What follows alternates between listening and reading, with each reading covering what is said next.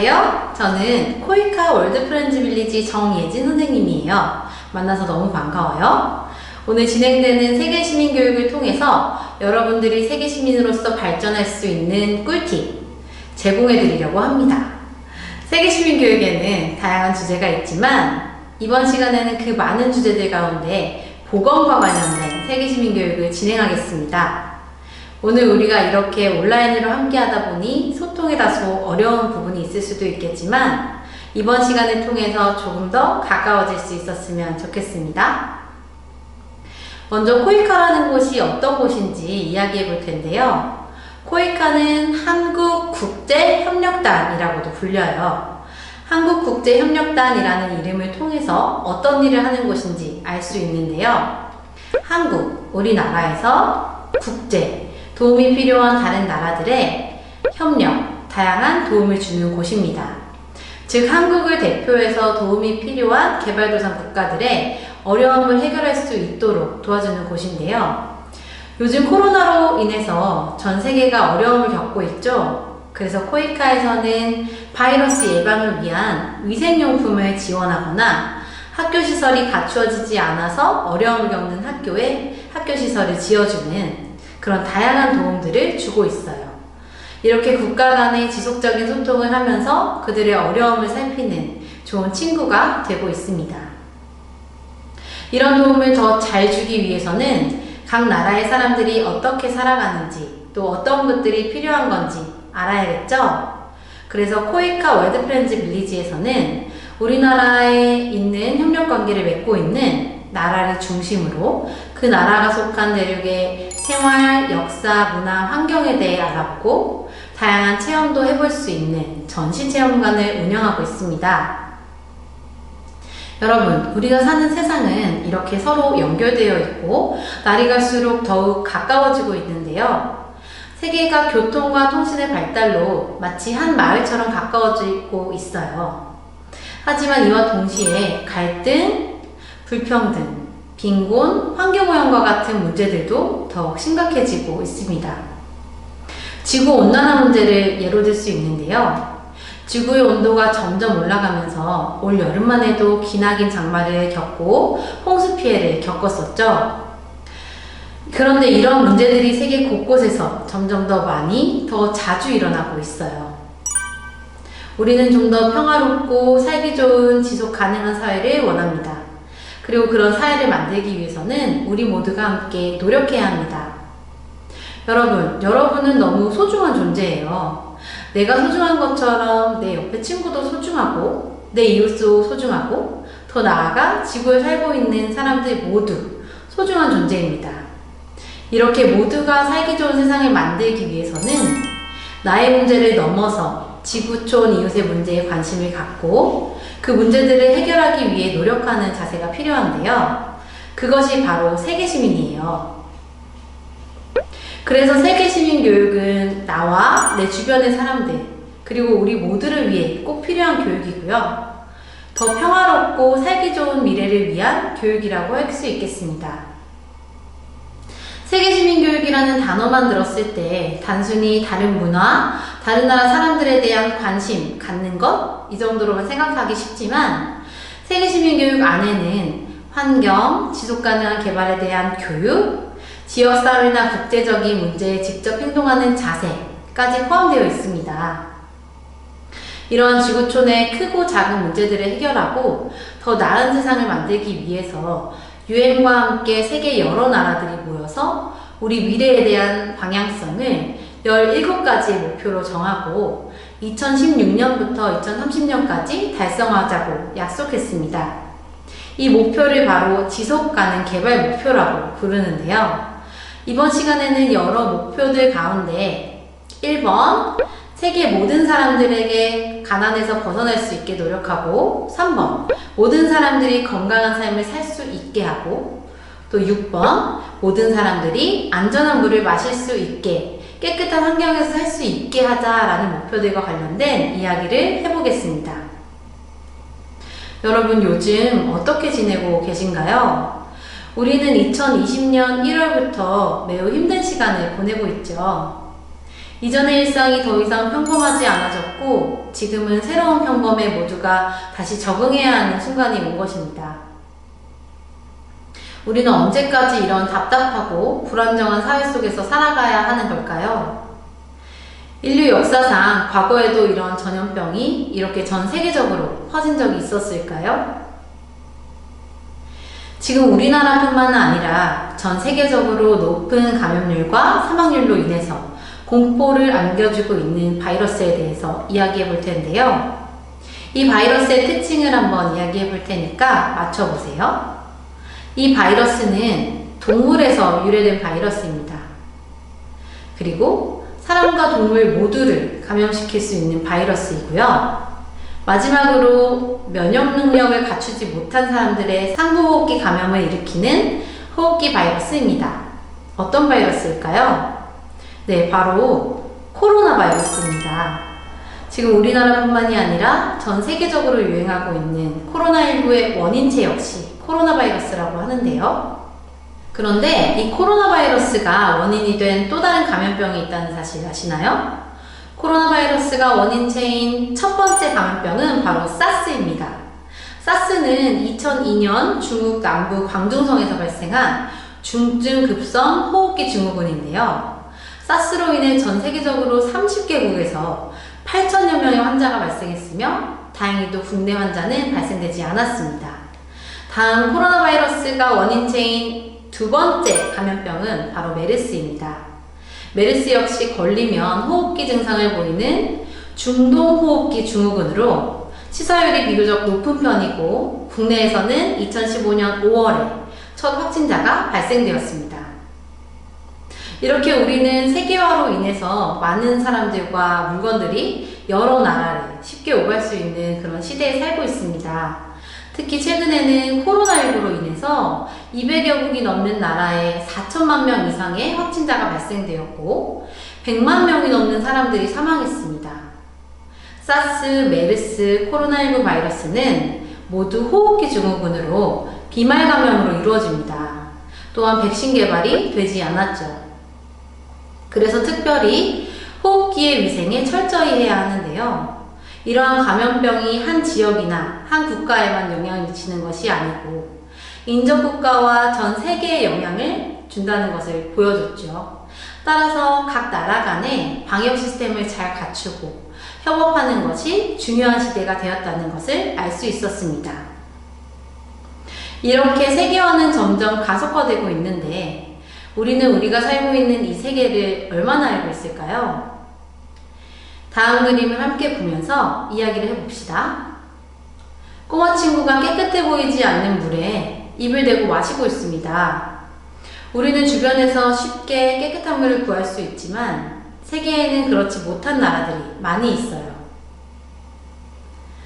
이 국기가 어느 나라의 국기인지 아시나요? 바로 라오스입니다. 라오스는 개발도상 국가 중 하나로 우리나라와 멀지 않은 곳에 위치해 있는데요. 이 사진은 라오스의 타복마을 아이가 식수를 얻는 그런 모습입니다. 그냥 강에 있는 물을 물병에 담고 있죠? 그런데 우리나라는 어떨까요? 우리나라는 공원 내에 수경시설, 분수, 폭포, 물놀이 시설 등 식수 이외에도 많은 물을 소비하고 있습니다. 우리나라의 1인당 1일 물 사용량은 평균 287리터라고 하는데요. 이는 유럽 국가들의 2배 수준이라고 하니 얼마나 우리나라가 하루에 많은 물을 사용하고 있는지 다시 한번 생각하게 됩니다. 오늘날 우리에게 가장 소중하지만 가장 소중하게 생각하지 않는 물. 지구 반대편에서 물을 자유롭게 마실 수 없는 그들과 우리는 다른 권리를 가졌을까요? 다음 지도는 국가별로 5세 미만 아이들의 사망률을 보여주고 있습니다. 지도에서는 색이 진한 나라일수록 사망률이 높다는 것을 나타내고 있는데요. 다른 나라들에 비해 아프리카와 남아시아의 지도색이 더 진한 것을 확인할 수 있습니다. 우리나라에서 아기가 1000명 태어날 때 그중 3명의 아이가 사망하는 반면 라오스에서는 68명의 아기가 살아남지 못한다고 합니다. 즉 아기가 한국이 아닌 라오스에서 태어났다는 이유만으로 사망률이 무려 22배가 높다는 이야기예요. 그리고 라오스에서 이렇게 많은 수의 아이들이 사망하는 이유에는 깨끗한 물이 없어서라고 합니다. 이렇게 매일 전 세계에서 15,000명의 5세 미만 유아가 폐렴, 설사, 말라리아 등 적절한 약과 치료만으로 충분히 나을 수 있는 병으로 인해서 사망하는 것으로 조사되었습니다. 이러한 국가 간의 불평등은 영유아뿐만이 아니라 성인들에게서도 기대수명을 통해 확인할 수 있는데요. 기대수명이란 어떤 사회의 인간이 태어나 앞으로 생존할 것으로 기대되는 평균 연수를 이야기합니다. 다음 지도는 세계보건기구의 통계에 따른 세계 기대수명 지도인데요. 국가별로 소득에 따라 기대수명은 이렇게 큰 차이를 보여줍니다. 지도에 표기한 여러 나라들 중에서도 한국과 중앙아프리카 공화국의 차이를 볼까요? 중앙아프리카 공화국의 기대수명은 한국의 기대수명보다 무려 34년이나 짧았습니다. 이처럼 세계의 많은 개발도상국에는 소득과 보건, 의료시설의 접근 기회의 불평등으로 인해서 다른 나라의 다른 민족으로 태어났다는 이유만으로 수명이 더 짧거나 힘든 삶을 살고 있는 사람들이 많이 있습니다. 그래서 이러한 국가 간의 또 사람 간의 불평등을 해결하고 세계 모든 사람들이 건강한 삶을 살 수 있도록 국제사회에서 여러 가지 노력을 하고 있는데요. 앞서서 5세 미만 유아가 사망하는 원인 중 하나가 말라리아라고 이야기했었는데, 말라리아는 말라리아 모기에게 물리면 걸리는 질병이에요. 그런데 모기장 안에서 잠을 자는 것만으로 사망률을 80%나 낮출 수 있다고 해요. 그래서 말라리아를 물리치자라는 의미로 롤백 말라리아 재단에서는 모기장을 나눠주고 사용법을 제공하면서 말라리아로부터 사람들을 보호하고 있습니다. 그 밖에도 세계 백신 면역 연합에서는 사람들에게 필요한 백신을 나눠주고 약으로 낫게 할 수 있는 병들에 대한 약 제공과 관리를 도와주고 있습니다. 마지막으로 반가운 얼굴이죠. 반기문 전 유엔 사무총장님이 Every Woman, Every Child라는 슬로건으로 전 세계 여성들과 아동들의 건강 문제를 해결하기 위해 정부 및 여러 기구들과 함께 노력을 하고 있어요. 또한 우리나라 정부에서도 세계의 보건 문제들을 해결하기 위해 노력하고 있죠. 건강한 삶은 모든 사람들이 누려야 할 권리이자 경제 활동을 가능하게 하고 더 나아가서 빈곤에서 벗어날 수 있게 하는 힘입니다. 그래서 코이카에서도 개발도상 국가들에서 살고 있는 사람들이 건강한 삶을 살 수 있도록 다양한 보건 사업을 진행하고 있어요. 다음 동영상을 보면서 어떠한 활동을 하고 있는지 한번 알아볼까요? 코로나19의 세계적인 대유행 속에 코이카 한국국제협력단의 활약이 두드러지고 있습니다. 지난 30년 동안 세계 곳곳에 지원해온 의료 복지 사업들이 결실을 거두고 있는 건데요. 김기은 기자가 전합니다. 중앙아시아에서 아프리카 오지까지 지역과 언어가 달라도 혼자이든 여러 명이든 성별이 달라도 마지막에는 한결같습니다. 강에서 물고기를 잡다 지뢰가 터져 팔을 잃은 베트남 어부 딘테우 씨. 석 달 전 코이카의 도움으로 로봇팔을 얻게 돼 양계 사업의 꿈을 키웠습니다. 그러나 코로나19 때문에 다시 생계가 막막해지자 이번에는 긴급 생필품을 지원받았습니다. 코이카가 그동안 보건의료 사업으로 지원했던 9개 개발도상국의 13개 병원들도 현재 코로나19 대응병원으로 큰 역할을 하고 있습니다. To appreciate Koika for the great friendship and partnership that we've had for a long time, since 2008. 가나와 캄보디아에서는 5년 전 시작된 코이카의 보건인력 훈련 사업이 결실을 맺었습니다. 졸업생 80여 명이 역학조사관으로 코로나19에 맞서 맹활약하고 있습니다. 국가 간 상호 의존도가 커지면서 감염병 확산도 늘어나고 있습니다. 코로나 바이러스를 극복하려는 개도국의 노력에 함께하고 있습니다.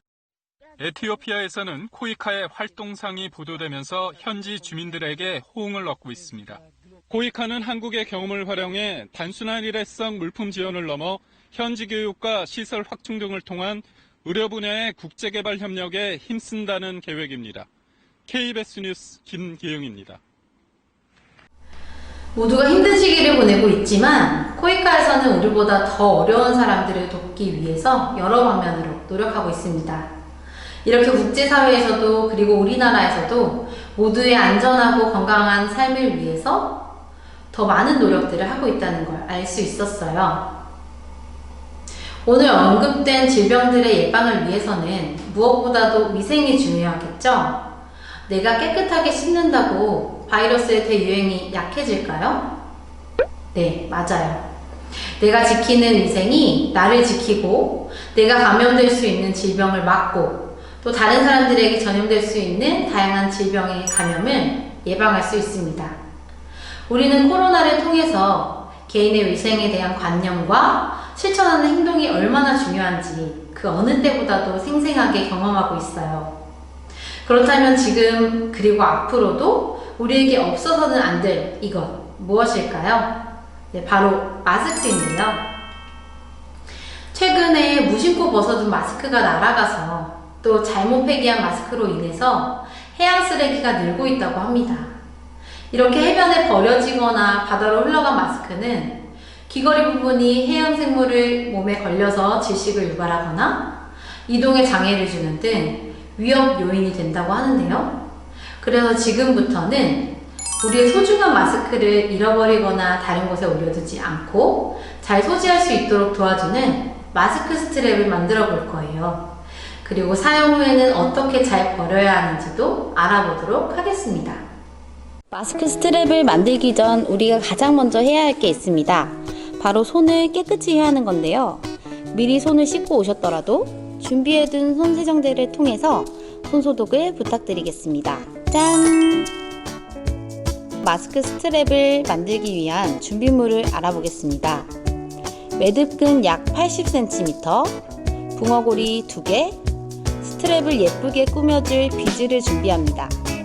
여러분, 하트 모양의 비즈는 밤에도 빛이 나는 야광 비즈예요. 먼저 붕어고리를 끼워줄 줄새 옥매듭을 지어줄 건데요. 여기에서 말하는 옥매듭이란 끈이나 줄 등이 풀리지 않도록 꼭 매다 라는 뜻으로 전통 매듭의 시작이 되는 매듭입니다. 돌려 매는 횟수에 따라서 외옥매듭, 두옥매듭, 세옥매듭 등으로 구분되는데 우리는 3번 돌려 매는 세옥매듭을 지어줄 거예요. 자, 그럼 매듭끈의 한쪽을 15cm 정도 되도록 접어요. 15cm는 볼펜 하나 정도의 길이라고 생각하시면 됩니다. 그리고 그 사이에 고리를 넣어줍니다. 이렇게 접은 부분에서 손가락 마디 하나 정도를 띄워서 짧은 끈을 잡고 한 바퀴,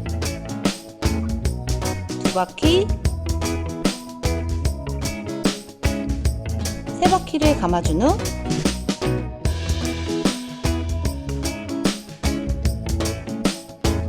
바깥쪽에서 안쪽으로 넣어줍니다.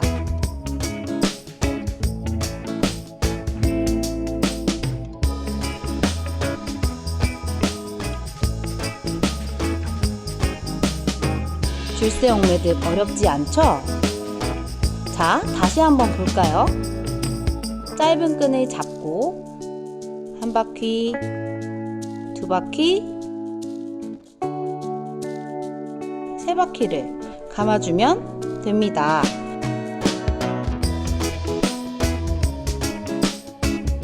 자, 감아준 후에 바깥쪽에서 안쪽으로 넣어주면 끝!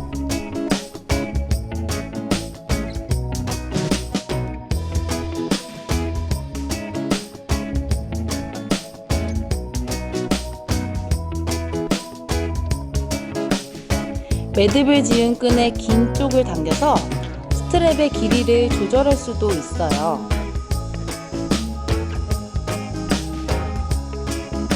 다음은 마스크 스트랩을 비즈로 꾸며줄 거예요. 먼저 비즈의 위치를 정합니다. 마스크 스트랩을 착용했을 때 아무래도 귀 아랫부분이 잘 보여지기 때문에 이 부분을 비즈로 꾸며주면 더 예쁘겠죠? 그리고 원하는 위치에 비즈를 넣어줄 건데 이때 비즈의 양 옆에 기본 매듭을 지어서 고정시켜 줄 거예요. 기본 매듭은 이렇게 단순한 고리를 만들어 묶는 것을 이야기합니다.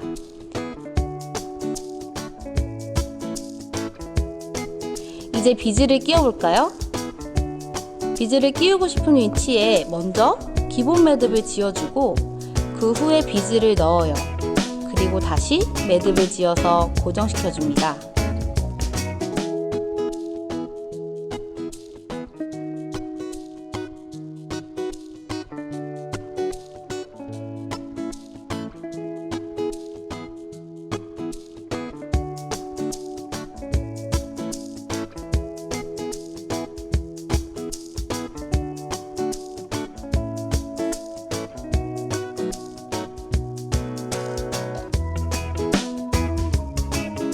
반대쪽 비즈를 끼우기 전에 반대쪽 역시 붕어고리를 끼우고 줄새 옥매듭을 지어줘야 하기 때문에 마찬가지로 15cm의 여유를 남겨두고 비즈를 끼워줄 거예요. 마찬가지로 위치를 정해서 기본 매듭을 짓고 비즈를 끼우는 작업을 반복해서 완성시켜 줍니다.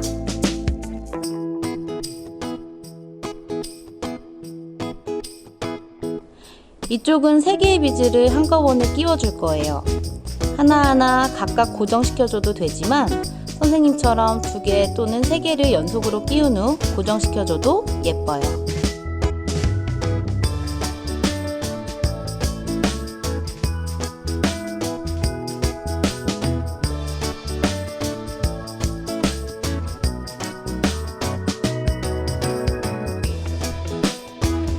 마지막으로 남은 한쪽의 고리를 끼우고 매듭을 지어서 마무리해 줄 거예요.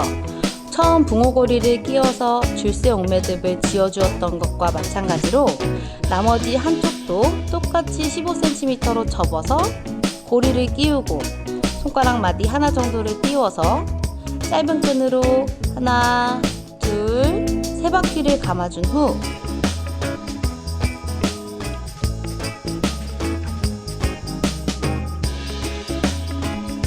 바깥쪽에서 안쪽으로 넣어줍니다.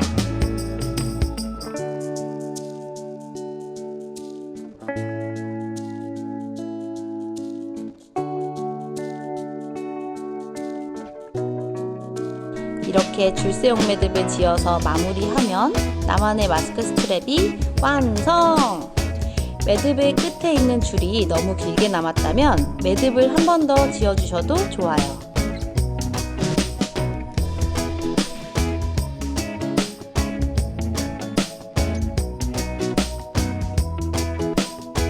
어떤가요?